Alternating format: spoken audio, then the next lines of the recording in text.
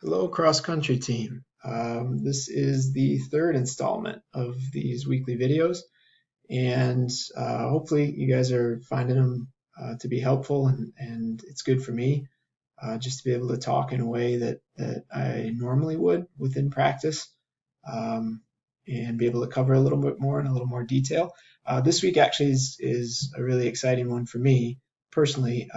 This is the week where we share letters back from alumni. So each year, I ask two alumni to write a letter to the team, going over. Well, actually, I just ask them to say anything that they want, but talking about their experiences as a cross country runner for us at Sibley, for what running means to them now, for what their experience as a distance runner did for them, really anything just about their lives, what they took away from running, and what it meant for them to be part of the team that you're on.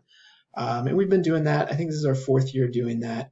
And I try to get graduates who've been out for about 7 or 8 years. So they're out of college, either in a graduate school setting or potentially working, or whatever it is they might be doing.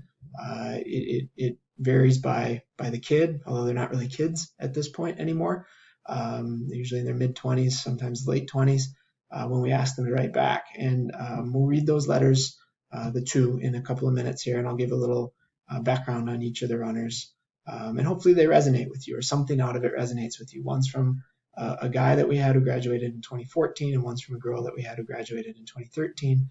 And both the guy and the girl story, regardless of which team you're on, should have some themes that hopefully hit home for you in some capacity.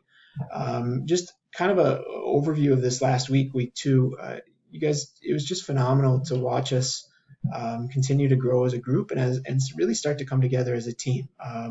That happened in a very visible way at the Garlow relays at the end when you all were cheering for each other, and really just doing the things that teams do in order to support each other doing hard work. That is how you become teammates. That's how you grow those bonds. I mean, the team building activities and fun and games are great, and a lot of those we just can't do this year. But in truth, the shared hard effort of knowing that you worked really, really hard at something and overcame it together is what it's all about.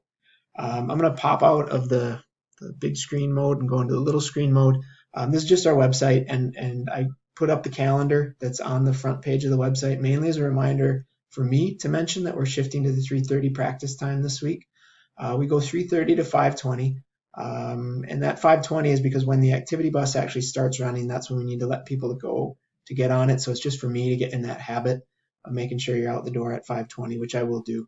And we just have Monday through Thursday practice. We're going to run kind of normal week, I guess, in terms of just some regular runs.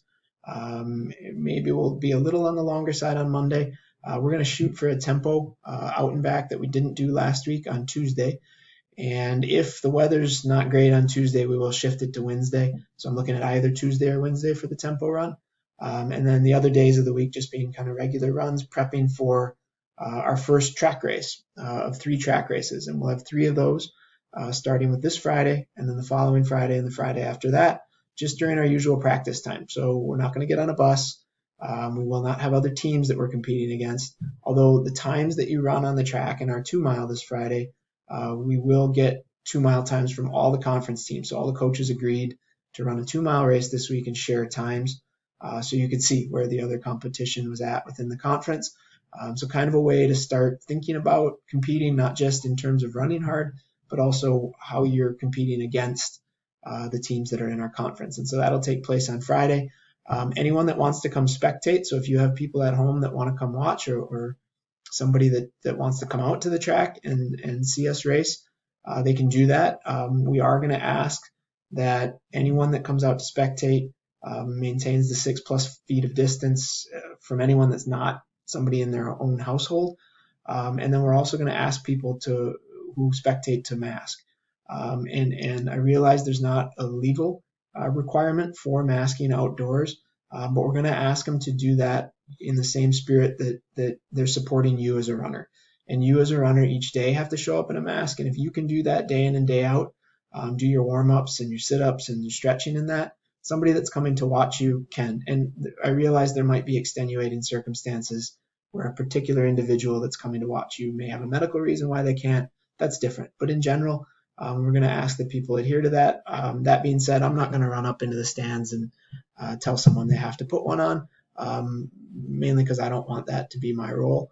But we are going to ask that the adults and siblings who are in your life model that same behavior, at least when they're in our area watching you compete. And we'll talk more about that this week. And I'll send an email out to parents and letting them know that that's going to be the case. But I want to make sure I have time to get into letters as well as do the Mad Dog, so I'll transition to that.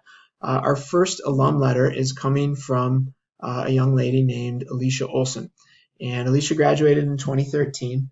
I'm going to read her words because actually she gives herself a pretty good intro. She ran with us from 7th all the way through 12th grade. Was part of conference championship teams, nearly made it to the state tournament as a team. And she herself made it there twice as an individual, which she'll talk about that journey. So I'm going to read Alicia's letter. So Alicia says, to my fellow Sibley Warrior cross-country runners, as you approach this season, you enter uncharted territory. With that in mind, I know how resilient this team is because of the coaching staff and community they have formed within this team. I have no doubt in my mind that together you will come out stronger than before. I know you will have limited competition this season, which will be an adjustment, but as Warriors, you will be ready to take on these changes together. Together, you will see success and have a wonderfully different season. Running for Sibley was one of the best experiences I can recall about high school. The environment created by our coaches was one in which everyone could rely on one another. Many people look at cross country as more of an individual sport, but I would have to disagree. For example, during my time at Sibley, I had a standout freshman season, and for the next 2 years, I got by with what talent I had and put in minimal work. I remember asking Clues to give me workout plans for the summers and lazily not adhering to them. So when I asked him to write me a workout plan for my senior season, he told me he would make it, but if I didn't follow through with it, our relationship would suffer. This was the kick in the butt that I needed to get my passion back for running. You can't do this sport without your coaches and teammates. I lost sight of that for too long, absorbed in my own world, as high schoolers do, no offense. My senior year was one of the most rewarding and successful seasons that I had because I had reignited my passion and leaned on my coach, who is, even when you don't want to admit it, usually right. Therefore, my greatest advice to all of you is to use each other to continue to find your passion for this sport and never feel like you are alone, regardless of where you are on the race course. Stay strong, roll with the punches this season, go Warriors, and of course, pump it up America. That last line is the old head coach before me, Tom Gustafson, would always say, pump it up America before racing. A completely wacky guy and awesome to work with. He was also my coach and Coach Lucio's coach when we were in high school. So kind of a fitting thing that Alicia threw that in there. What Alicia doesn't mention is she qualified for the state tournament as an individual as a freshman. Really, she's right. She went on just raw talent from 7th through 9th grade and did really well with that raw talent. Had a year where things just lined up and clicked, and she got in 9th grade. And she definitely didn't put in the work she could have in 10th and 11th grade. Always worked hard in season, but just, was always kind of having to get back into shape coming into the season. And there was never a time. I mean, her work ethic in season was awesome, but just wasn't something she prioritized in terms of off-season training and prep. And came into her senior season really wanting to go back to the state tournament. And so she asked me for some training plan advice. I gave that to her. I did tell her she was going to have to follow through or I might be a little bit grumpy because she had done it a couple of times and not. But she did. And she came back and was able to qualify for the state tournament as a senior. And it meant a ton to her. It was hands down one of the gutsier race performances I've seen on our section course. And just really phenomenal story for Alicia to come back and find her way back into the sport and find her love for the sport. The second letter is from a guy who graduated a year after Alicia, Abdi Adan. Abdi was also a captain, just like Alicia was for us. Definitely more of a track guy than cross country, and actually came to us from football as a sophomore, so ran 3 seasons of cross for us. And was just a phenomenal young man and is a phenomenal young man. And his letter is a great letter of who he is and what he did. So dear cross-country runners of 2020, I hope the first couple of weeks of the season have gone well and you aren't too sore yet. I was excited when Coach Klusnick asked me to write this letter, as it gave me a chance to reflect on all the wonderful memories I had through my high school running career. For me, running was more than just an after-school activity at the time. It was my identity. It gave me lots of friends. It gave me a reason to get up in the morning. It gave me goals to strive for. I know for a few of you that might be the case, but for the rest of you, it doesn't quite relate. And that's okay. I think running and cross country have a lot to offer, even if it just is an after-school activity. If you all haven't done so yet, I'm sure your coaches will have you take some time to set goals for the season. I think goals are a great way to navigate through not just running, but school and life as well. However, I'd like to talk about more the journey towards achieving your goals and the possibility of not attaining the goals. Your goals should be tough to hit. Your goals should be attainable at the moment. Your goals should be attainable at the moment. If you can hit your goals as soon as you set them, then what's the point? I think what is more important than the goal is the journey itself. In both cross country and track, my goal is to make state. In cross country, my goal is to run under 17 in the 5K. In track, my goal is to run under 2 in the 8. Both were lofty goals at the time and would take a lot of hard work. Day after day, week after week, I ran and trained extremely hard through the countless numbers of long runs in the scorching heat of summer and through the countless tempo runs and mile repeats in blistering cold winters. I was extremely determined to hit my goals. When it was all said and done at the end of the high school career, I hit none of those goals. None. I'm sure you expected this to be a story about how hard work pays off, and if you work hard enough, you will always hit your goals. Sometimes life just doesn't work out that way. Now, if you were to ask me today if I'd go back and do it all again, I would say yes, without a doubt. Although I didn't hit my goals, I had a blast working towards them. I met unbelievable people who I still talk to almost 7 years removed from my last cross-country meet. I met amazing runners from other schools who I run into from time to time, and we still recognize each other.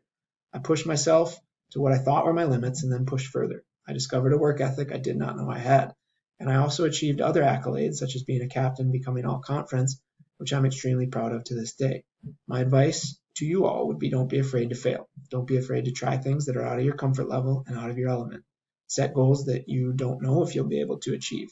Don't just think about the result, but the journey that lies ahead, because sometimes the journey is greater than the goal itself. Good luck on your upcoming season and your endeavors in school, your other sports or activities, and life itself. Again, I think just an incredible letter from an incredible young man who I was fortunate enough to work with. Abdi, he's listed in many of our track honor rolls. He was part of just a great group of guys we had graduated in 2014, who were incredibly hardworking. All came to the sport through kind of different paths, but all shared a really common goal of succeeding and defining what that success looked like, and realizing that really it was the process that they went through that made the success happen. And if they fell short, and sometimes they did, that they would still fall short trying, and that they were willing to gamble, fail, take a chance, and learn from those experiences. Abdi also coaches track with us in the spring. He's our high jump coach. And he's just a great guy to get to stay in touch with and have around. So I think a really good message from him and a good message from Alicia. And with that, I've got about 2 minutes left. I want to roll over to the last topic, which is our Mad Dog winner this week. And actually, our Mad Dog winner this week, I think, really personifies the work ethic Abdi talks about. And it's going to go on the guy's side this week. So it's going to go to Xander.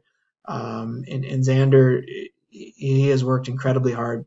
He took what could have been an incredibly frustrating spring and turned it into a reason to work.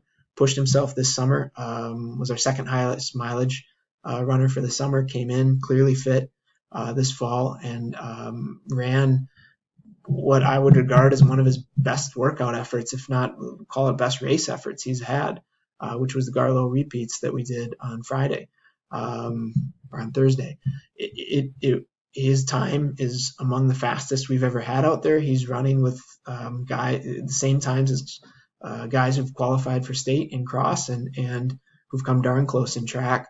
Xander's ready for some pretty big things, and when we do get to compete this year, we're going to see some incredible time drops out of that young man.